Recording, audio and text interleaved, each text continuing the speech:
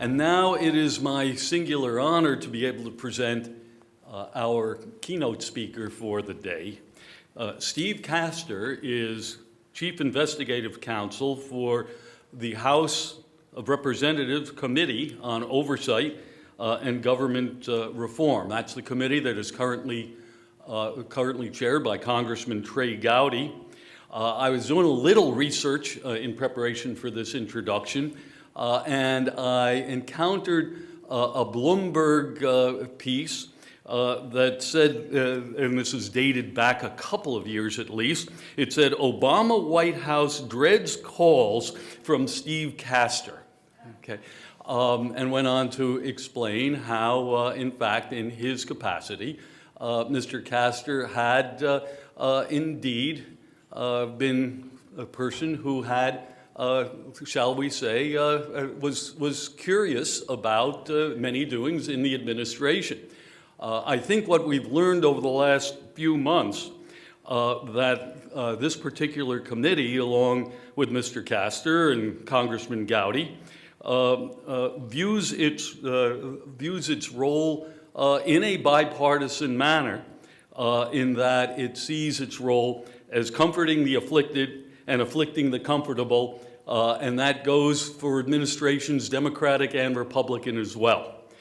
So we're very pleased to hear what he has to say about the role of Congress with respect to oversight.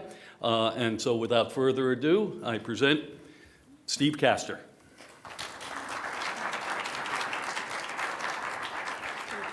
Oh, okay, we can go back. Thank you so much. That Bloomberg story, I can tell you, the Obama people, they really didn't care if I called them or not. And a little bit of inaccurate reporting, because I very much don't like making phone calls. So I'm lucky enough to have been with the committee now long enough. We have a pretty healthy staff, and I really enjoy not working the phones myself. But let me just tell you a little bit about myself. I joined the committee staff in 2005, and I've been there since. And I'm a Republican staffer, and I've worked on the Committee on Oversight and Government Reform. It used to be just the Committee on Government Reform since '05. So I am not somebody who can present fairly the views of the executive branch, and I'm not someone who can fairly present the views of a Democratic staffer. And what I'd like to sort of, one of the advantages of talking about oversight is to sort of proselytize the benefits of oversight and take away some of the myths. One of the big myths of oversight is that it has to be as contentious as the stories that are in the news of the day. I mean, the Russia probe right now has occupied a lot of the discussion about congressional oversight. Before that, it was the Benghazi probe, and it goes back. There's always 2 or 3 pieces of a congressional oversight work that dominate everyone's thinking.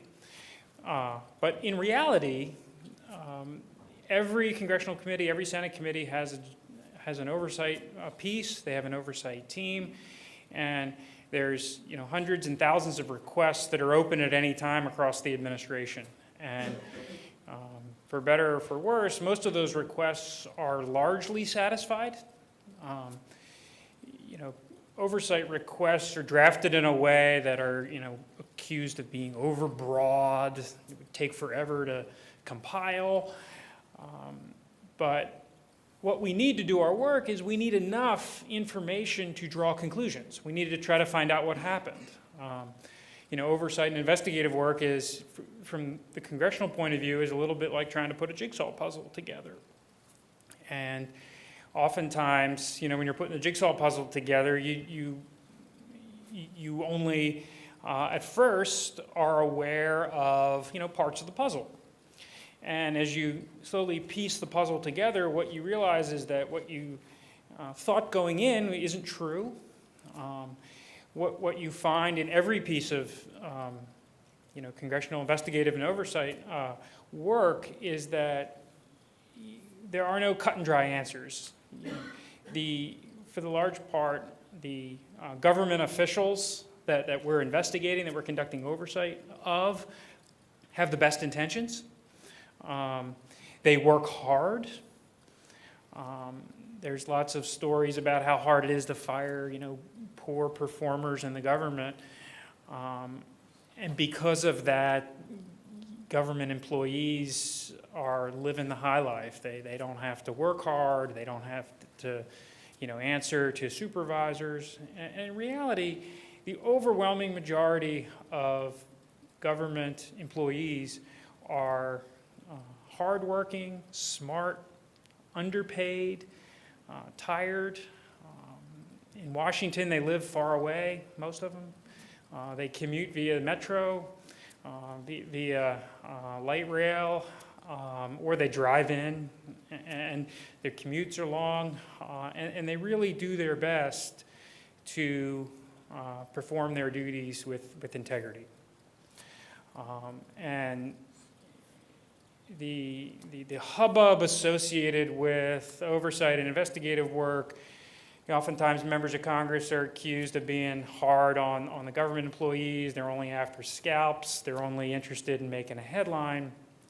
And that's not always the case. The chairman that I've had the privilege for working with, Chairman Tom Davis, Chairman Darrell Issa, Chairman Chaffetz, and now Mr. Gowdy, are all four of them have been just incredibly talented members that have ascended, through their own, geography in their parts of the country to come to Congress, and they've been, they've been able to climb the ranks in Congress and in the committee to become the chairman. It's an incredibly hard feat.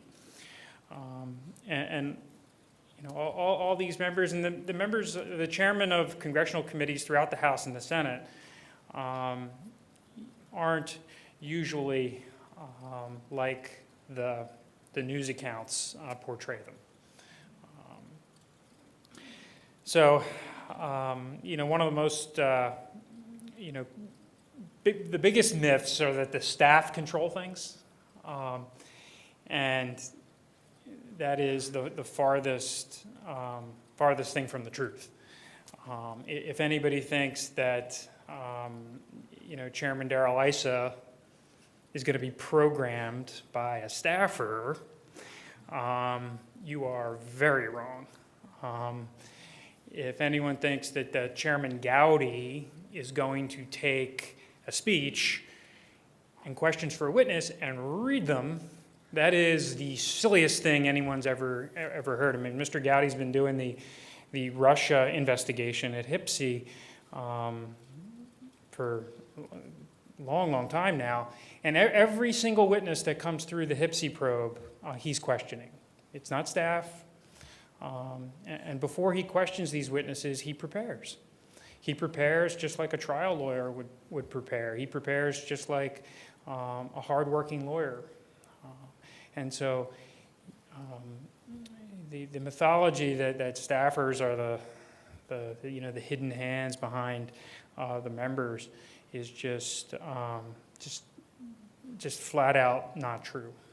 We don't do anything in terms of oversight, investigative work, without it being the will of the chairman, the will of our members. So some of the things I'd like to sort of walk through today, and if Mr. Chaffetz is watching, he's gonna be very disappointed, because he always used to say, tell the audience what you're gonna tell them, and then tell them, but only tell them 3 things, and then wrap up and tell them what you just told them. And I have a few more things than 3 to say. But what I would like to walk through is, the fact that oversight and investigative work, it comes in all sizes and shapes. It doesn't have to be a full and complete investigation. It can be as simple as a phone call or a briefing. I'd like to at least walk through the actualities, the reality of a congressional request and what happens inside of agencies and why it takes so long. I'd like to articulate how I think we can do a better job from the legislative branch's perspective, and I have a lot to say on what I think the executive branch can do better. And the list of things we can do better compared to the list of things that I think they can do better is very disproportionate, but that's my natural bias. And then I'd like to talk a little bit about how House and Senate committees can do a better job putting the puzzle together and reaching its conclusions. And then talk about our partners in oversight. You know, our partners are the IGs, our partners are GAO, our partners are some of these agencies like the U.S. Office of Special Counsel, not Mr. Mueller, but the U.S. Office of Special Counsel and the Office of Government Ethics. And then hopefully I can take questions. And the setup is such that it's hard to have people chime in for questions, but if there is something that I say that you'd like to jump in and ask me a question, I would like to encourage that.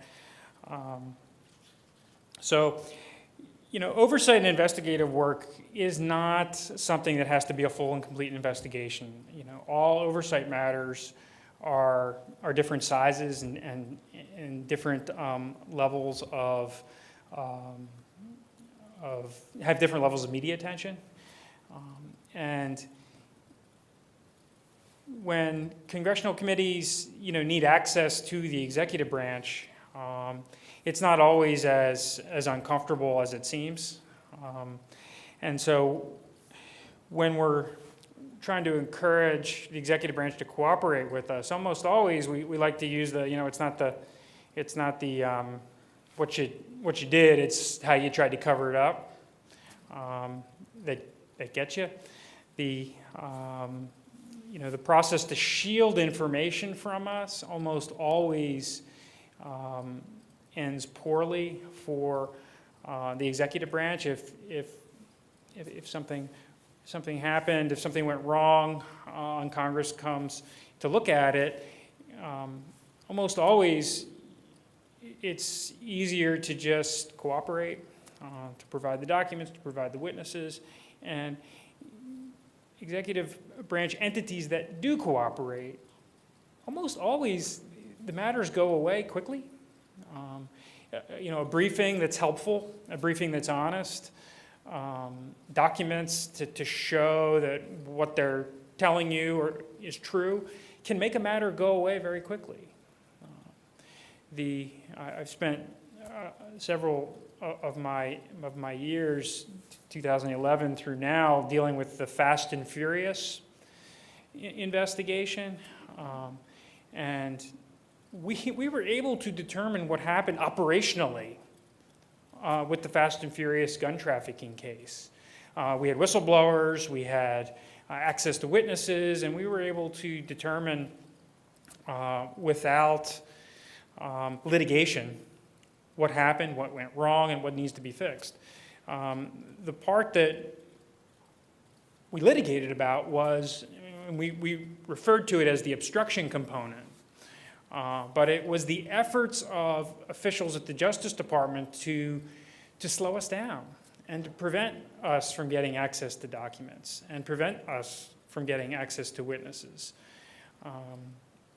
And the reason the Fast and Furious work continues still today, we have aims to settle it, is because of the effort to keep information from us.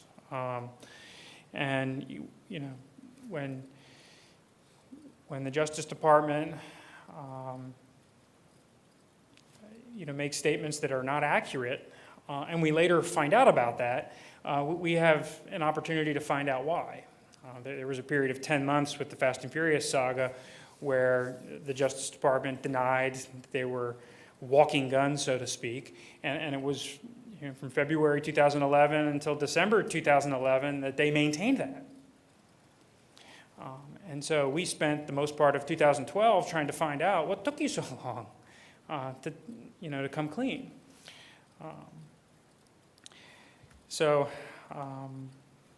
The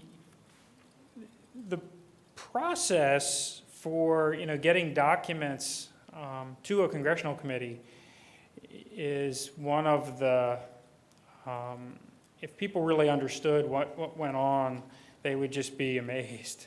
When we write a document request to, say, the ATF or the FBI, they have their custodians, the individuals who possibly have engaged in mismanagement, pull the relevant documents. And so you can imagine if somebody who has possibly done something along the mismanagement front is asked to pull documents, you might not get a full and complete account. They may leave documents out. It's human nature. And so our document requests are not guided by FOIA. Our document requests are not, we don't have a federal judge like you do in civil litigation overseeing the process. We have ultimately, other than the chairman of the committee, no final authority to ensure that the documents we've asked for are produced. And there's no referee. And so when a congressional committee, when a chairman asks for documents, it goes to the agency, whether we'll use the ATF as an example just because we've studied this so much. The ATF officials are responsible for pulling their own documents. They give it to their supervisor, whether it's the operations group. Then it goes to their Office of Chief Counsel. And then it goes to their Leg Affairs office. Then it gets shipped over to Main Justice. And in Main Justice, they have Leg Affairs officials looking through the documents, redacting things for whatever reason they want to redact them. Okay, and the redactions that executive branches apply are whatever they want.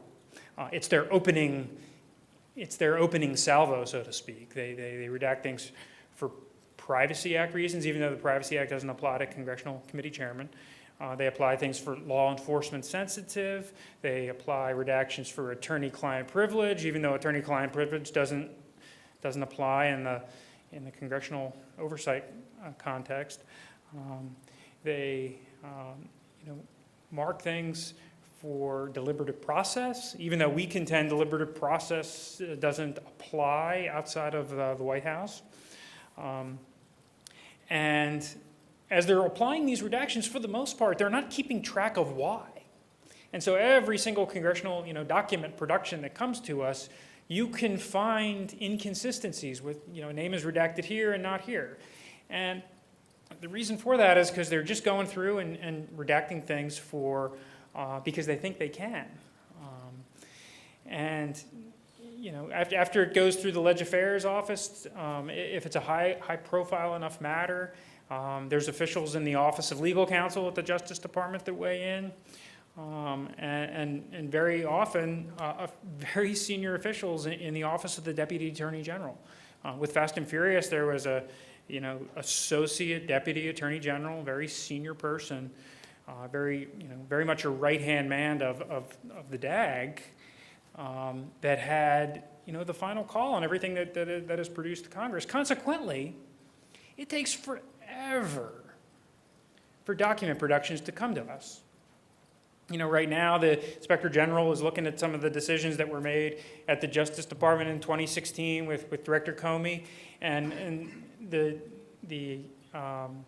IG has obtained 1.2 million documents. Currently, we've obtained about 2,400 pages. And so just yesterday, Chairman Goodlatte issued a subpoena because the pace isn't commensurate with with the amount of time we have to do our work. But an IG can get documents without anybody redacting them and can go through and can do the work. For a congressional committee to get access to documents, it's a saga every time. And that's why the best way to put the puzzle piece together is depositions. is transcribed interviews. You know, every single committee in the House at present has deposition authority, and we don't have to wait for the documents. We shouldn't wait for the documents. We should bring witnesses in and find out what happened. And we should bring witnesses in to find out what happened operationally, and we should bring witnesses in to find out what's going on with the document production. And we should, write an account of what happened, so future congressional committees and chairmen can see what occurs on the executive branch side of a document production. The ability to do depositions with witnesses also creates a process that is on our terms. The document productions are on the executive branch's terms. They dictate the speed, they dictate what we see, and they dictate when we see it. With a lot of transcribed interviews and deposition situations, on the eve of the deposition, with great frequency, we receive a document production that relates to the witness we're about to question. And it certainly is a bummer to get documents the evening before a depo after you've got your outline all prepared and everything. But the lawyers, in general counsel's offices, the senior political appointees that are running agencies, they really don't want to be faced with a situation where, documents related to witness testimony comes out later. And so very often, the process of bringing, key witnesses to the table yields very useful documents. The other thing that the depositions give to a congressional committee is it's a process that the executive branch really does not like. There's nothing agency hates more is when the mouthpiece is handed over to someone that they don't necessarily have control over. And so if we are taking a deposition of, an agency official, deep in the organization, that person doesn't necessarily have the mindset of the secretary. That person doesn't necessarily have the mindset of the agency's top political appointees. And, agencies don't like that. And so the process of bringing witnesses in very frequently leads to remarkable cooperation. We receive documents quicker, we receive briefings. All of a sudden, the cabinet secretary wants to engage directly with our chairman, which is truly the best outcome that can happen. If our chairman can start interacting directly with the cabinet secretary about what we're looking for and why it's important, very often you cut to the chase. And we ask for tons of documents and we ask for tons of witnesses, and we do not need to get every single last document that we ask for. We only need the information to put the puzzle together and to find out what happened. And ideally, we get to put the puzzle together as quickly as possible so everybody can move on. These congressional probes that last like a really long time, like Benghazi and the Fast and Furious probe, that's not in anyone's benefit. It's not in the benefit of the American people. It's not benefit of the cabinet department, and certainly not the benefit of the oversight committee that's busy trying to put the puzzle back together. So some of the things that the Congress can do better, I'll start there, it's a smaller list. Some of the things the congressional committees can do better is, we can be, more forthcoming with our priorities, with what we're interested in. We can communicate, where we're going with a probe. We don't have to be as secretive as we sometimes are, with the caveat that things change, and once we get information, once we talk to witnesses, we may have a different, outcome in mind. We can host the executive branch officials, we can bring them up, we can answer questions, we can try to take the tension out of the air. We can communicate with executive branch offices,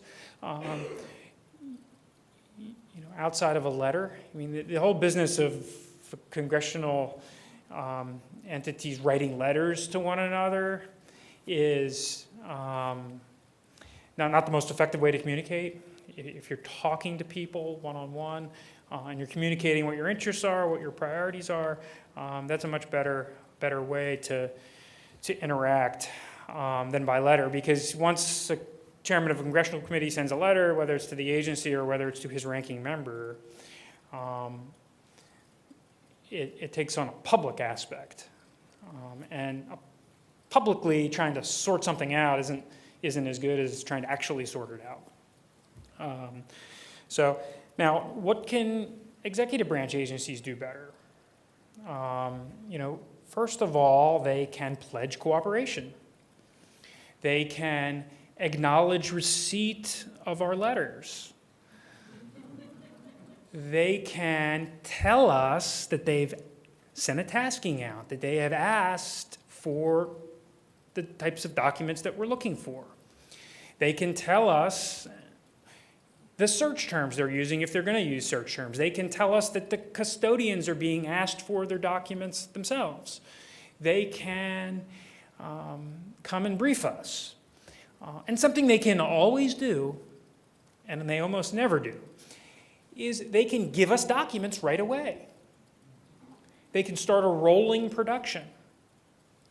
Providing a congressional committee with documents right away, within a 2-3 week type of time frame, and signaling cooperation is going to take all the tension in the world out of a situation.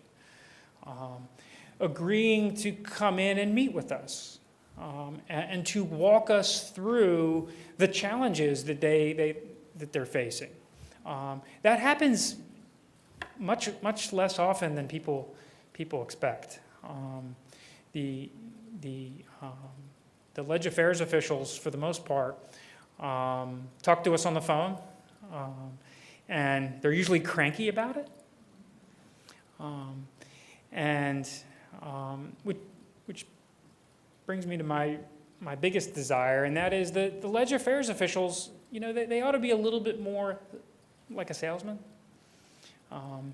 They ought to be happy to hear from us, happy to talk with us, happy to at least pretend that on the inside of their agency, they're making the case for us to get the documents we've asked for and to help us get the answers we're looking for. Instead of the adversarial back and forth that we have happen all too often. And it doesn't, now that we have a Republican administration, it hasn't changed. I mean, this isn't like, and there's a lot of former, Oversight and Government Reform staffers that are at the agencies now, and they're not especially glad to talk to us. And not, I'm sure our Democrats, our minority, think it's otherwise, but our letters aren't going magically. There's not like a big easy button because we're Republicans in the majority of the House, and the executive branch is, the president is a Republican. We have the same issues, whether it's a Republican or a Democrat, and that's always been the case. It was the case with the Bush White House, and we used to lament that the Obama White House was worse than the Bush White House, and now we can say that the Trump White House is worse than the Obama White House, and it's just sort of the nature of things. So in terms of trying to put the puzzle together, the types of things that we can do to to get the pump rolling with the documents coming at us are, Chairman Chaffetz used to have document production status hearings. And just like a judge, federal judges, and on Friday they have their calendar calls where the litigators come in and update the judge on the status of discovery. Chairman Chaffetz had document production status hearings where we started with usually every document production status hearing. We wanted to have them monthly, and they dropped back to quarterly. We would send 10 letters out. We'd pick 10 agencies that were meritorious of being invited. And we would try to give them 4 to 6 weeks notice, which, by the way, 4 to 6 weeks is plenty of time to get some documents rolling, to get some cooperation cooking. Almost always, the document production status hearings ended up having a small number of witnesses. We would go from 10 to 4 or 10 to 1.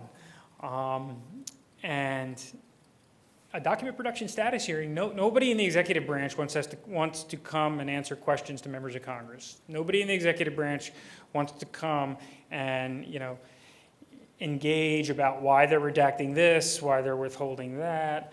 So a document production status hearing is a remarkable tool to get the process rolling.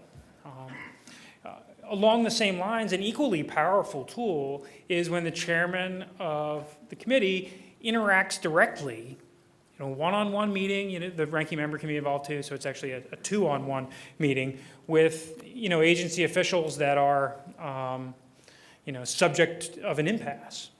And if the head of the FBI is called in to meet with Chairman Gowdy, by the way, scheduling these meetings take a while.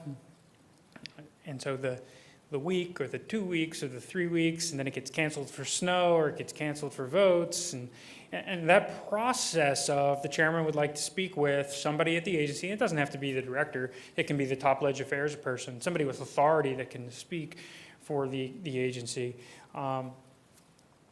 Usually yields a change in dynamic, and it usually yields some cooperation.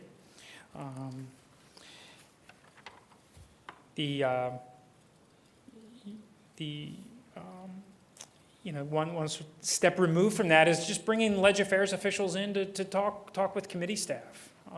Making them come in and making them articulate what the holdup is and why is it taking so long, and who are the decision makers. If that doesn't work, something that the Government Reform Committee often does, our committee does, is we initiate a spin-off oversight matter of the document production effort. And we start talking to agency officials almost like a separate probe, not necessarily an obstruction probe, but we try to understand where the holdup is, because a congressional subpoena. Like I mentioned, we don't have a federal judge. We don't have, an ultimate authority. So if a chairman of a congressional committee is going to issue a subpoena, it's going to be enforced by the committee itself, and that means a contempt proceeding.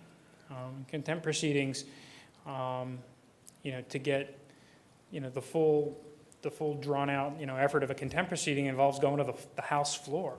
Involves every single member, all 435 members of the House get to vote on whether somebody's in contempt. And so it is very rare. It's very rare that you're able to enforce a subpoena with a contempt proceeding. And just jumping back briefly to the redactions and the privilege log issue. In the Fast and Furious litigation, Judge Jackson required the Justice Department to produce a privilege log about everything that they were claiming was protected by the deliberative process privilege. And she required them to identify every document, who sent it, who received, what time it was transmitted, or what date it was transmitted, and an articulation of why is it pre-decisional and deliberative. And so if a document didn't relate to a decision that was officially made by the Justice Department, and if it wasn't in contemplation of that decision, it was not able to be withheld. And that exercise yielded 64,000 pages of documents. 64,000 pages were produced to us in November 2014 as a result of this discipline imposed by the judge of preparing the privilege log. 64,000 pages could not be squeezed into a colorable argument for deliberative process. The judge wasn't, ruling on what document was deliberative and what it wasn't deliberative. It was the Justice Department's opportunity to make a colorable argument. If they felt, a particular document was pre-decisional and deliberative, they could put it on the log. And the documents they couldn't fit into the log that they had withheld from us yielded 64,000 pages. After we've had some more back and forth with the Justice Department over the course of the litigation, we have peeled the onion back into how the search terms were put together. And what was not included in the search terms was things like ISA, the ISA case. Things like Grassley. We were doing our work jointly with Senator Grassley at the time. And so the words like ISA and Grassley, and names of our staffers who we learned were the subject of email back and forth. I spoke with staffer Smith, and read out from the Smith call. That wasn't included in the search terms. And so the 64,000 documents that we received wasn't a full account of all the documents. And it's the type of thing that we'll never be able to get to the bottom of it. We have to take what we can get, and we have to try to put together as much of the puzzle as we can.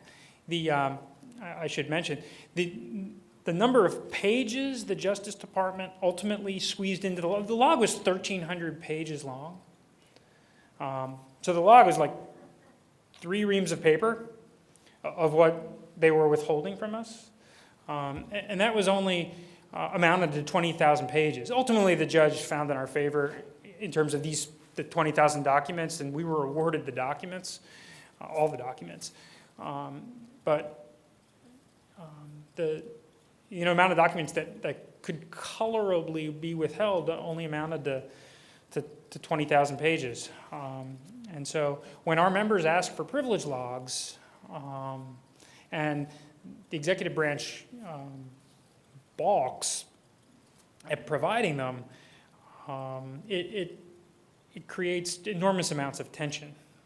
Because if you're gonna withhold something for the Privacy Act, you shouldn't. The Privacy Act doesn't apply to Congress. If you're going to withhold something because it's law enforcement sensitive, you ought to tell us what case it is that you're working on, or if it's technique, you ought to be able to identify that.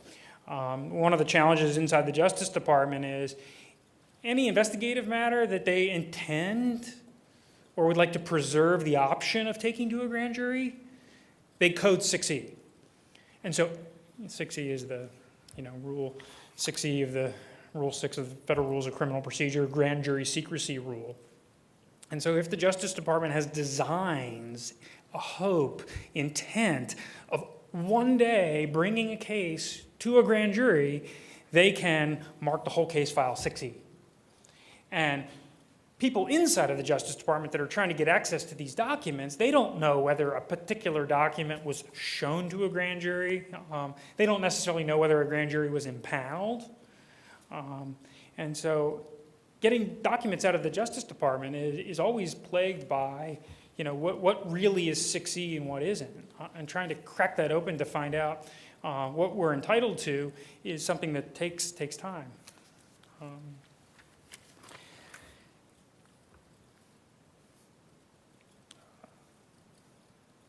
So, one of the last things I'd like to mention is strengthening our partners, working with IGs and the Office of Special Counsel, and the Office of Government Ethics to improve their ability to do their job.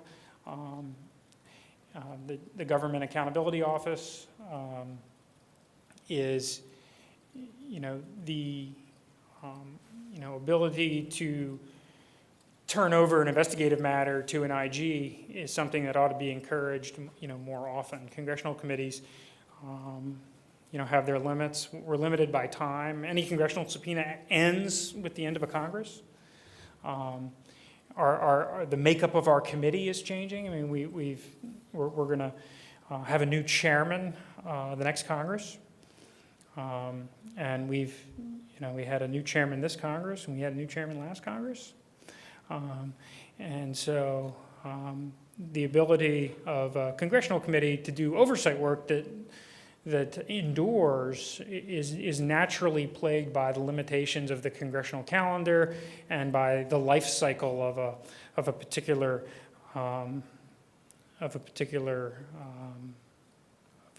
Congress. And so, we have a bill right now that would allow IGs. Not many people know this, but IGs don't have deposition authority. They don't have the ability to compel witnesses outside of their agency. And so, right now, Michael Horowitz at the Justice Department is doing a comprehensive look at what happened in 2016 at the Justice Department, but he can't compel any official that has left. And so, we all know what happened in 2016. There was an election, and a new administration has come in, and so a lot of the key players are no longer at the Justice Department. So unless they volunteer to cooperate and to come speak with an IG, and tell me how many people are going to volunteer to cooperate to get interviewed by an IG when they know they don't have to.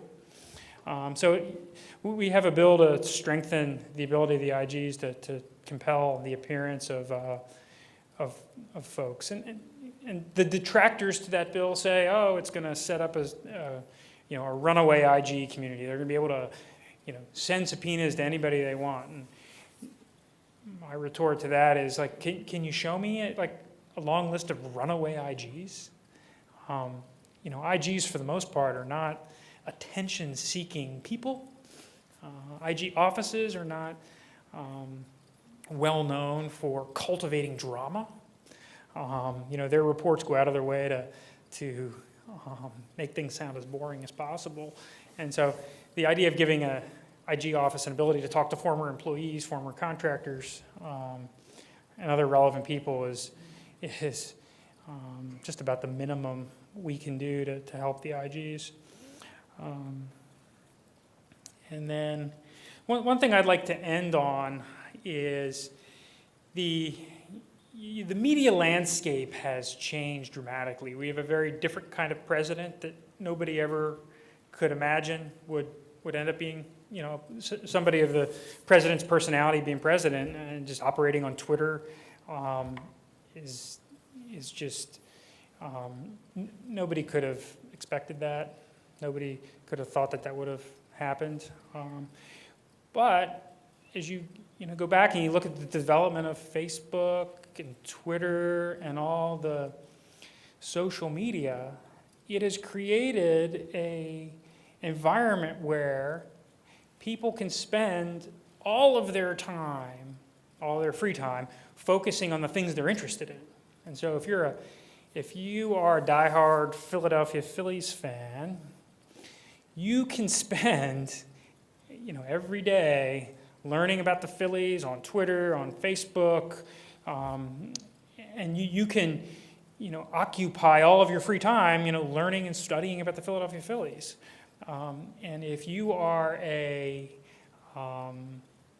interested in the political process, you can spend all of your time learning about, hearing about people of your own who share your views.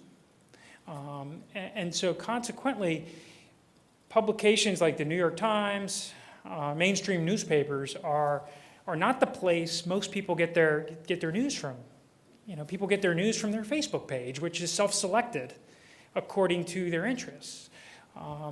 And the commenting that goes on creates this intensity that is never seen before.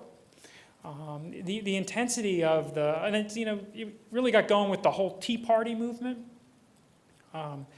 The intensity with which the Tea Party movement, moved through the political landscape, and that has led to, subsequent, like the Women's March was just, it was just remarkable. We live in downtown Washington, near the Capitol, and the number of, and we have for a long time, and the number of people that come through for these marches, whether it's, the Million Man March was one of the first ones, but there's several times a year there's these major marches that just shut down the city of Washington. And the women's movement was one this year where it was just unbelievable. It was at a scale that was, equal to or greater than some inaugurations. And, I'm not, inaugurations plural. But the result of that is that people are using their political views and their political interests as their primary form of entertainment in some respects. I mean, the folks that every night now watch their cable news channel of choice, whether it's NBC or Fox News. And there's people who just hang on every word of some of the, whether it's Sean Hannity or Rachel Maddow, and the intensity, and then they, when the program's over, it's spiraling on Facebook, and the intensity of the interest is such that has just created a new dynamic that is different from anything we've ever seen before. And so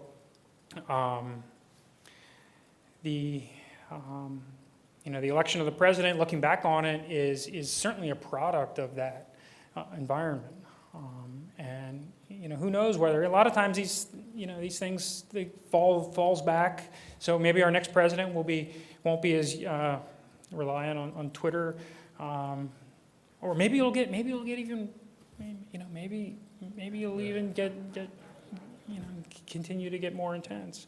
So hopefully I didn't talk too long. I mean, one of the things about letting a congressional staffer talk is, usually we have members who only let us talk for 5-6 minutes at a time. So, and whenever I try to talk at home, my little 4-year-old, who's my favorite guy, he says, "You're talking too much, Daddy." So, anyway, I will wrap it up, and hopefully there's time for questions.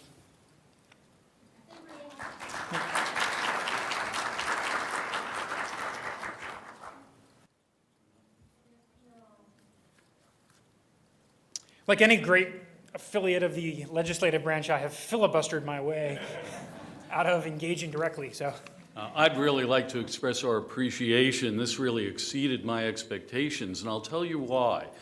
The Levin Center's primary mission is what we're here about today, and that is to promote fact-based, bipartisan legislative oversight. But we have a secondary mission as well, and that is to promote civil discourse in public affairs.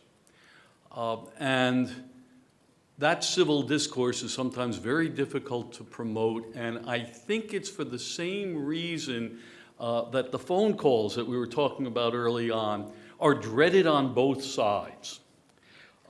And I think it's because these phone calls often involve difficult conversations.